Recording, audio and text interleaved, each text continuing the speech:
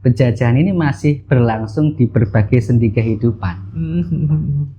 Dengan selamat sentosa mengantarkan ke depan pintu kemerdekaan. Berarti kita memang baru diantar ya.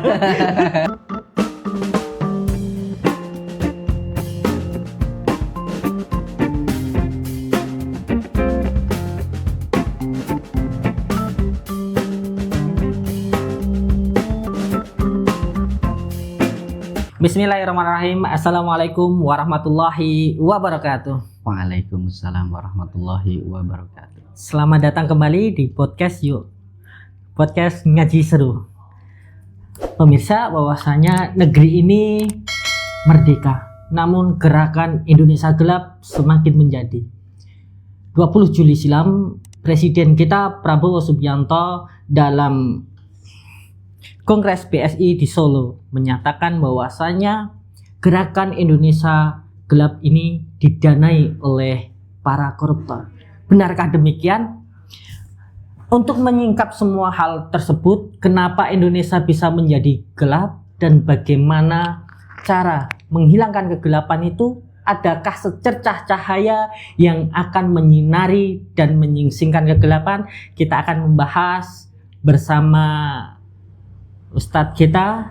Telah hadir di tengah-tengah kita Ustadz Ali Mustafa. Beliau adalah akademisi dan sekaligus penulis buku. Nah, Assalamualaikum Ustadz. Waalaikumsalam warahmatullahi wabarakatuh. Bagaimana kabarnya, sehat? Alhamdulillah sehat. Alhamdulillah. Mas Arief gimana? Sehat?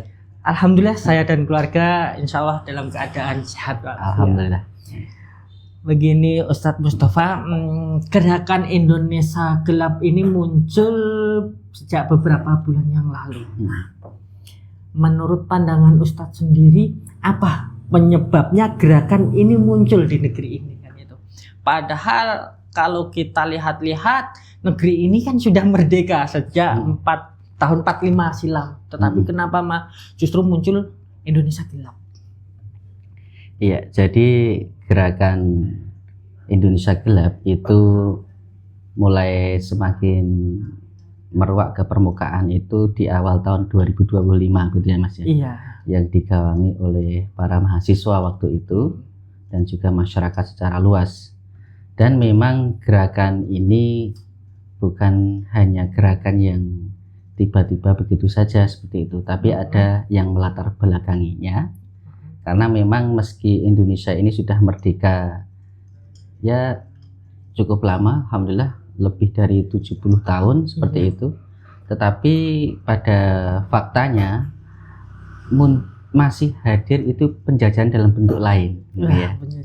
Ya, kalau konteksnya kita membahas negeri kita Indonesia, ya berkat rahmat Allah penjajahan secara fisik itu bisa diusir ya, pergi gitu ya. Iya. Kan ada dua macam penjajahan, ada penjajahan fisik, ada penjajahan non fisik. Cuman saat ini yang masih menjadi PR bagi generasi berikutnya untuk meneruskan perjuangan para pahlawan itu adalah karena Indonesia ini sejatinya belum sepenuhnya merdeka. Oh, belum merdeka Iya. sepenuhnya. Ya, selain kemudian ada penjajahan fisik, lalu ada juga penjajahan non fisik, diantaranya bisa kita lihat dari sektor ekonomi. Akibat diterapkannya sistem ekonomi kapitalisme, maka ini berdampak kepada kemiskinan, pengangguran, dan lain sebagainya seperti itu. Juga politik ya, politik yang didasari dengan politik sekularisme demokrasi ini. Iya. Ini dampaknya ya muncul kekacauan di bidang politik di negeri kita. Nanti ada money politik. Iya. Politik dagang sapi, politik oportunisme, ya dan lain sebagainya, gitu ya. Atau juga tadi dari sektor ekonomi itu ada penjajahan sumber daya alam yang notabene sejatinya milik rakyat justru dikelola oleh asing. Dan masih banyak lagi ada budaya sosial. Jadi memang gerakan ini muncul dari hati nurani saya seperti itu. Dari hati nurani teman-teman di mahasiswa dan juga masyarakat umum, secara ya. luas gitu. Ya kalau kita melihat secara perekonomian Indonesia saat ini kan diambang ya kan, bisa dikatakan lesu kan itu. Sedangkan sumber daya alam kita luar biasa. Nah, kenapa ini semua bisa terjadi kan gitu. Dari segi tadi Ustadz sampaikan ekonomi, politik dan lain sebagainya. Kenapa ini masih seperti ini? Ya, menuju kegelapan itu sebab utamanya apa? Ya. Jadi menarik menurut beberapa sejarawan bahwa memang Indonesia ini dulu kan kemerdekaannya ini bukan berarti tidak menghargai jasa para pahlawan ya. Iya. Tapi secara fakta peperangan di lapangan itu memang kemerdekaan kita bukan semata-mata kita mengalahkan penjajah dalam konteksnya perang seperti itu, tapi juga didasari dengan ya kerjasama perjanjian-perjanjian seperti konferensi meja bundar seperti itu. Akhirnya yang namanya ini ya duduk bareng antara penjajah yang dijajah, nanti kemudian ada deal-deal politik maupun ekonomi seperti itu. Misalnya ya mereka mau angkat kaki dari negeri kita, tapi hukum dan perundang-undangannya mereka belum angkat kaki. Jadi faktanya. Jadi ketika negeri kita itu menerapkan aturan sekulerisme yang artinya itu memisahkan agama dengan kehidupan, ya maka diantaranya itu sumber daya alam kita itu justru saat ini banyak dikelola oleh asing. Ya, jadi rakyat tidak bisa menikmati ya. Belum lagi nanti masalah korupsi dan sebagainya, ini faktornya banyak. Jadi kita runut. Kalau tadi Ustadz sampaikan walaupun secara fisik Indonesia ini kan sudah merdeka ya. Dalam arti para penjajah entah kolonial dan lain sebagainya sudah hengkang, tapi masih memiliki warisan. Salah satunya tadi undang-undang yang disebutkan. Apa memang benar undang-undang yang ada di negeri kita ini sepenuhnya warisan dari para penjajah? Apa bahkan termasuk sistem yang diterapkan kan itu dalam bernegara? Iya. Jadi ini bukan menurut saya juga ya, menurut para ahli seperti itu. Jadi sekitar 90% itu undang-undangnya masih warisan penjajah. Itu. Ya maka tidak heran manakala ya penjajahan ini masih berlangsung di berbagai sendi kehidupan. Masya Allah. Berarti kita memang belum benar-benar merdeka. Ya, yang baru kemudian benar-benar pure, kita mayoritas Muslim ya. Iya. Kita berbicara tentang akidah Islam dan konsekuensinya kan memang seharusnya undang-undang yang diterapkan itu adalah ya yang berlandaskan hukum dari Allah, Quran dan Sunnah. Begitu juga yang sudah dahulu diupayakan oleh para pahlawan, para kiai, ya, para ulama ketika di awal-awal proses kemerdekaan ini sebenarnya menginginkan hukum Allah ini diterapkan. Cuman karena ada berbagai hal kemudian ya itu tadi tidak jadi. Ini PR generasi kita. Iya.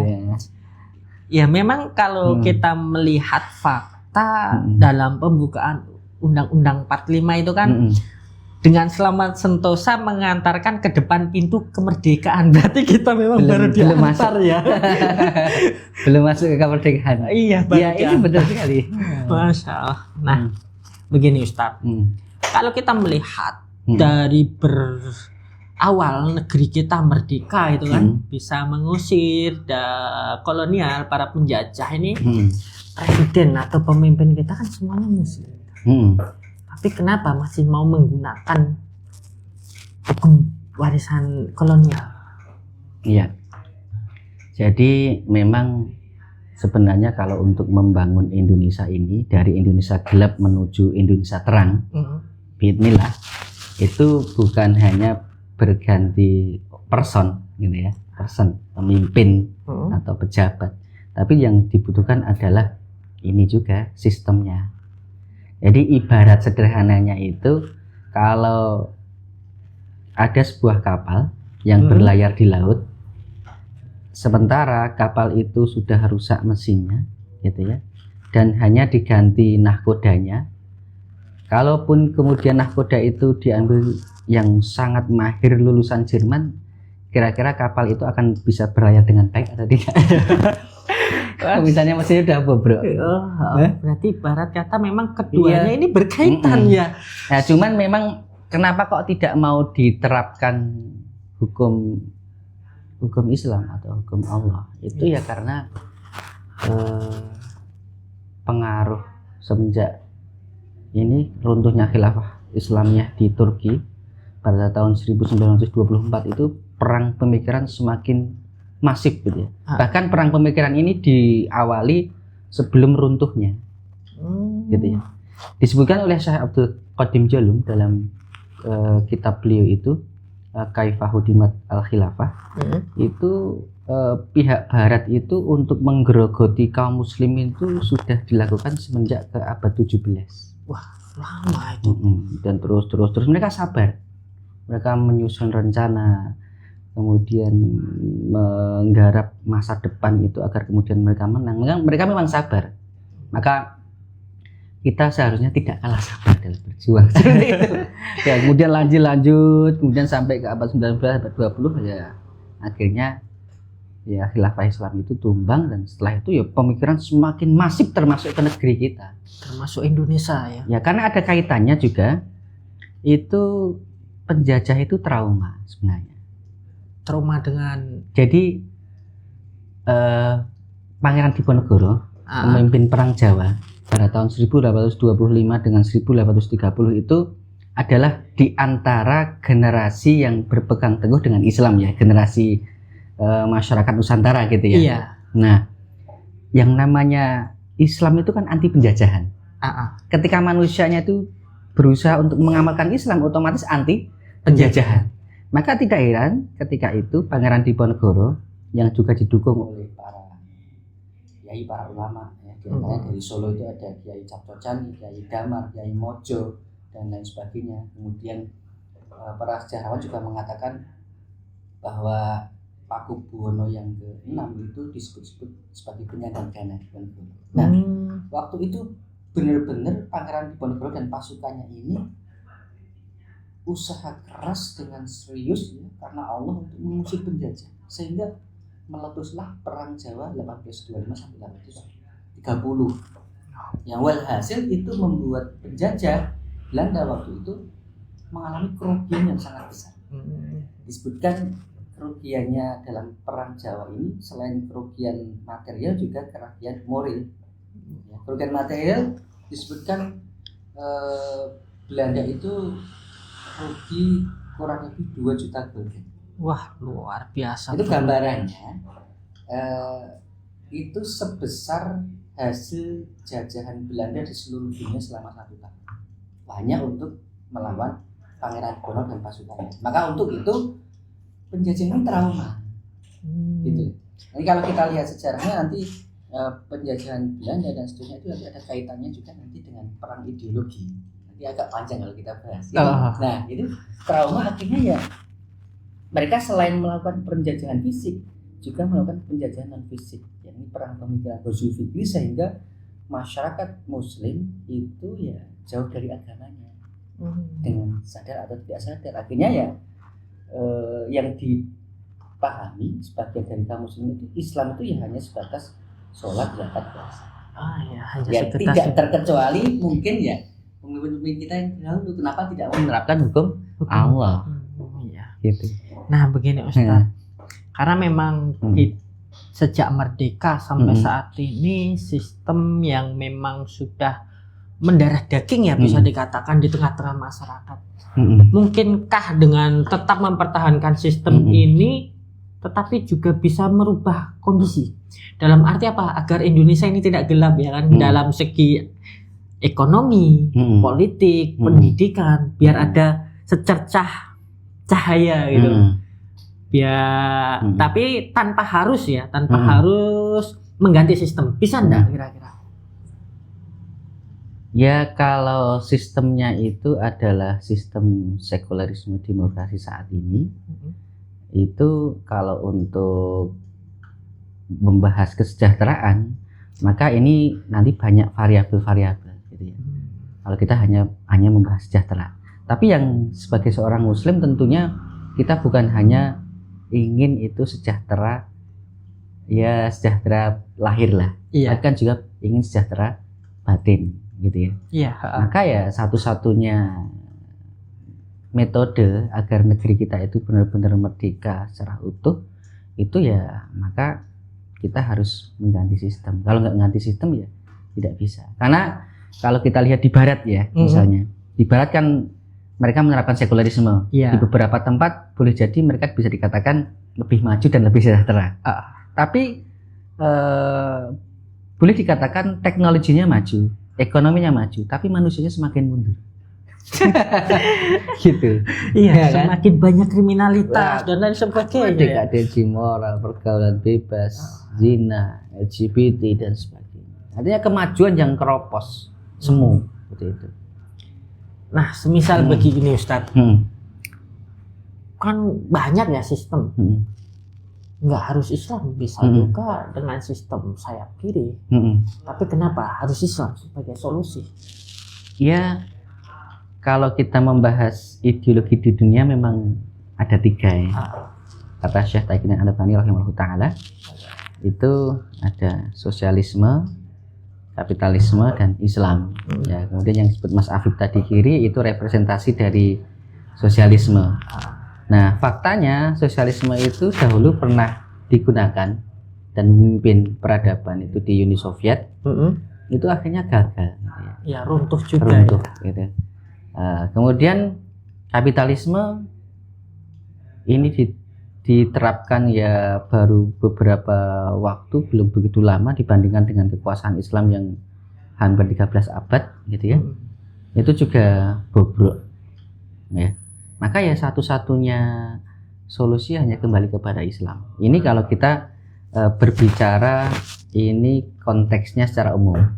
Tapi secara khusus bagi kita sebagai seorang muslim, ya yang utama itu bukan hanya sebatas ini untuk kemaslahatan kita.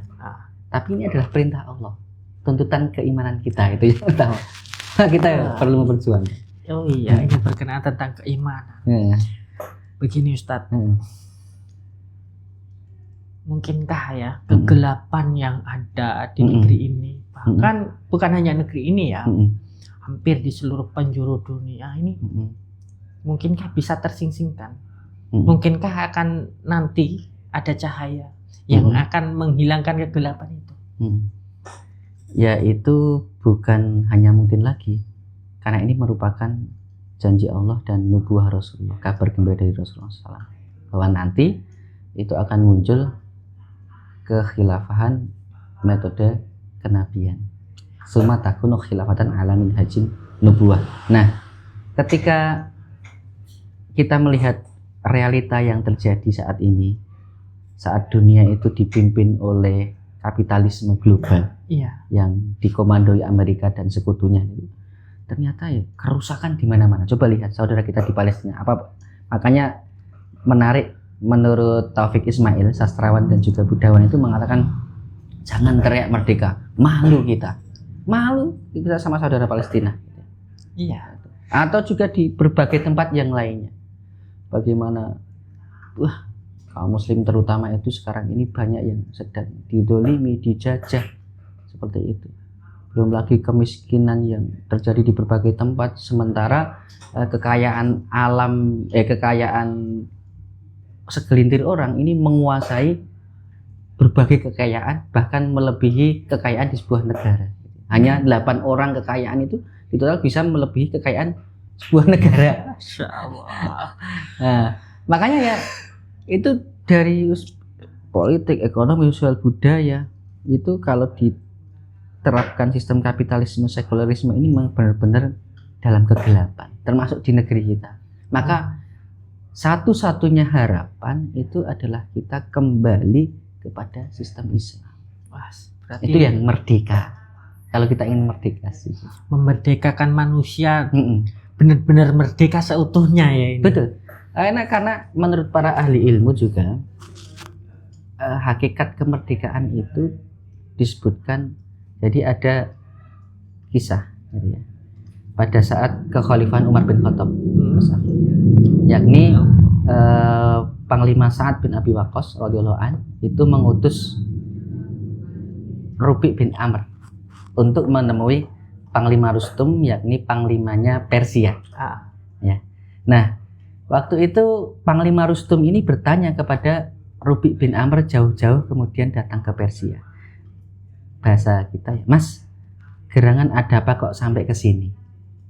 Lalu Rubi' bin Amr ini mengatakan, kami diutus oleh Allah untuk menghilangkan penghambaan selain Allah dan hanya menghamba kepada Allah, menghilangkan kesempitan dunia menuju luasnya dunia. Itu artinya kemerdekaan kita yang hakiki itu adalah apabila kita menghamba yang secara utuh kepada Allah SWT. Tauhid kita dimurnikan seperti itu. Nah, kalau saat ini kita lihat di negeri kita, ya kita belum bisa sepenuhnya menghamba kepada Allah secara utuh. Ya. Menghamba itu bagaimana sih? Jadi menarik ya. Kalau kita teliti dari definisi penghambaan gitu ya, ilmu tauhid oleh beberapa ulama itu, misalnya Imam Al-Ghazali dalam kitabnya Ar-Risalah gitu ya. Ilmu tauhid itu adalah ada nanti ilmu usuluddin, ilmu pokok, kemudian ada ilmu syar'iyah, ada ilmu akliyah ya. Ilmu syar'iyah itu nanti ada yang pokok, ada yang cabang gitu ya. Kafah gitu ya. Iya. Kemudian apabila kita menengok ulama yang lain, misalnya Syekh Muhammad bin Abdul Wahab itu membagi ada rububiyah, uluhiyah, asma wa sifat gitu ya. Rububiyah itu nanti termasuk pengaturan, uluhiyah hak disembah. Iya. Nah, asma wa sifat itu nama-nama Allah. Kemudian ada juga ulama yang lain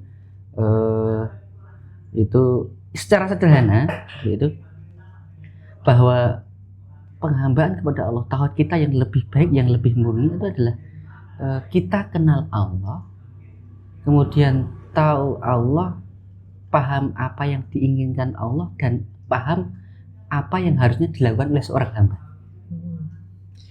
Berarti harus 100% ya ini. Iya gitu. Jadi makanya kita juga harus hati-hati. Jadi yang namanya penghambaan Allah itu tidak hanya semata-mata kita meyakini Allah itu yang Esa yang disembah. Tapi menarik juga kata Syekh Mahmud Abdul Karim dalam kitabnya At-Taqiyah. Itu mengutip salah satu hadis riwayat Imam At-Tirmidzi yang bagaimana Rasulullah itu membaca surat Al-Maidah ayat 31 yang berbunyi a'udzubillahi minasyaitonirrajim ittakhadhu ahbarahum wa ruhbanahum arbabam min dunillah. Jadi mereka mengambil pembesar-pembesar mereka, tokoh-tokoh mereka, politisi-politisi mereka, gitu ya, dan juga rohib-rohib mereka sebagai arbaban, sebagai rob-rob, Tuhan-Tuhan, sesembahan-sesembahan min dunillah, selain Allah SWT. Lalu ini sahabat Adi bin Hatim itu waktu itu belum masuk Islam, Mas. Itu bertanya sama Rasulullah. Mungkin dia ya menyaksikan ya bahwa orang-orang itu, orang-orang Nasrani Yahudi itu tidak menyembah rohib-rohib itu ya. Iya. Secara langsung gitu ya. Tapi mereka nggak nyembah-nyembah tokoh-tokoh, pembesar-pembesar. Kemudian Rasulullah menjawab, iya, tetapi ketika tokoh-tokoh pembesar-pembesar rohib-rohib mereka itu menghalalkan sesuatu yang diharamkan oleh Allah, mereka mengikuti. Ketika mengharamkan sesuatu yang dihalalkan oleh Allah, mereka mengikuti. Nah, saat ini coba kita lihat di realita di masyarakat. Kalau dalam sistem sekularisme banyak nggak kira-kira yang halal diharamkan, yang haram dihalalkan? Banyak. Nah, gitu. Masya Allah, luar biasa ternyata Islam. Nah, berbicara tentang cahaya tadi, bagaimana ini Ustaz? Caranya menghadirkan atau menghidupkan cahaya tadi untuk menghilangkan seluruh kegelapan yang ada. Karena kan nggak mungkin itu cahaya itu datang dengan sendirinya kan, gitu. Ibarat lilin kan nggak bisa nyala sendiri kan tanpa kita nyalakan pakai korek kan itu. Nah, bagaimana ini untuk menyalakan cahaya-cahaya itu untuk menghilangkan kegelapan yang ada? Menarik sekali Mas Afif. Jadi memang tegaknya Islam, kemenangan Islam, cahaya Islam ini akan kembali menyinari dunia ini adalah janji Allah ya. Iya. Cuman kita sebagai hamba Allah tidak cukup hanya kemudian berpangku tangan atau cukup berdoa. Bahkan teladan kita Nabiullah Muhammad SAW dan juga para sahabat, meskipun sudah dijanjikan kemenangan Islam, tapi mereka juga berjibaku berdakwah, berusaha agar kemudian kemenangan ini didapatkan seperti itu. Maka bagaimana cara kita agar ya kita, wabil khusus Indonesia dan seluruh umat di dunia ini memperoleh cahayanya, ya kita butuh untuk mau berjuang, mau merubahnya, dan kita sudah diberi teladan. Nah, kalau kita merubah itu tentu kan ada stepnya ya, langkah-langkahnya. Langkahnya seperti apa, Ustaz? Ya karena kan gini, kita ingin menyalakan sesuatu, tapi kalau kita nggak tahu caranya, akhirnya kan bingung kan. Nah, gimana Ustaz caranya? Ya, jadi kita alhamdulillah sudah punya teladan terbaik. Jadi Asy-Syaikh Taqiyuddin Al-Albani rahimahullah ta'ala ketika kemudian meneliti kitab-kitab sirah itu, kemudian menemukan thariqah atau metode untuk ya kembali melanjutkan kehidupan Islam gitu ya. Agar tegak hukum-hukum Allah, Quran, Sunnah ini untuk menerangi Indonesia dan seluruh umat. Iya. Yang pertama itu beliau kala itu mengadakan ya pembinaan individu, at-tadqif. Jadi sebagaimana Rasulullah membina para kadernya seperti Umar bin Khattab radhiyallahu an, Ali bin Abi Thalib radhiyallahu an, Zaid bin Haritsah radhiyallahu an, di rumahnya Arqam bin Abil Arqam. Jadi para sahabat ini dibina, digembleng agar mereka itu memiliki syakhsiyah Islamiyah. Artinya pola pikirnya Islam, pola sikapnya juga Islam gitu ya. Mereka memiliki ya kepribadian Islam yang insya Allah lebih baik, lebih utuh seperti itu. Nah, setelah itu, setelah at-tazkib, maka juga Syekh Taqiyuddin Al-Albani menyebutkan kedua itu adalah at-tafa'ul ma'al ummah, berinteraksi dengan umat. Artinya para kader ini ya, ini kemudian ditugaskan oleh Rasulullah untuk ya menyampaikan Islam, menjelaskan keindahan Islam, bahwa Islam ini akan ya adalah satu-satunya agama yang diridhoi oleh Allah. Allah lah satu-satunya zat yang wajib disembah dan ibadahi, dan Allah lah yang berhak mengatur kita dan seterusnya. Interaksi menjelaskan Islam secara kafah. Dalam sejarah apa yang disebut dengan dakwah secara terang-terangan ya ini. Ya, betul. Terang-terang menyampaikan.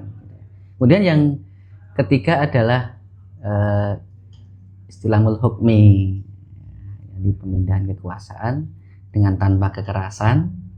Itu ya, artinya ketika sebuah masyarakat itu sudah menerima Islam ya, sebagian besar lah, taruhlah Indonesia ini ya, baik itu para pemimpin, para pejabat, masyarakat luas itu sebagian besar mendukung, lalu juga pihak yang memiliki kekuatan real di tengah-tengah masyarakat ini mendukung, maka ya inilah nggak ada yang bisa menghalangi. Artinya ini memang perubahan ini secara alami, indah, dan tanpa kekerasan gitu. Misalnya kalau ada yang sedikit usil, misalnya orang-orang liberal, ya ini tidak begitu berpengaruh. Kalau udah masyarakat secara luas kemudian memiliki kekuatan real di masyarakat, ya inilah akan perubahan akan terjadi. Maka ya sekarang ini kita mau nggak gitu ya, jadi penerus perjuangan para rasul, para sahabat ini. Insya Allah kalau kita dipilih oleh Allah untuk meneruskan perjuangan itu, ya kita layak bersyukur pada Allah. Masya Allah, karena berhubung waktunya ini terbatas Ustaz.